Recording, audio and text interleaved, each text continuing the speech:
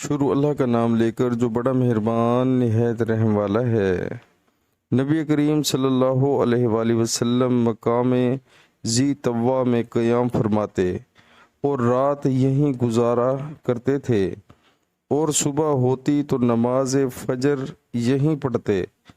مکہ جاتے ہوئے یہاں نبی کریم صلی اللہ علیہ وآلہ وسلم کہ نماز پڑھنے کی جگہ ایک بڑے سے ٹیلے پر تھی، اس مسجد میں نہیں جو اب وہاں بنی ہوئی ہے، بلکہ اس سے نیچے ایک بڑا ٹیلہ تھا۔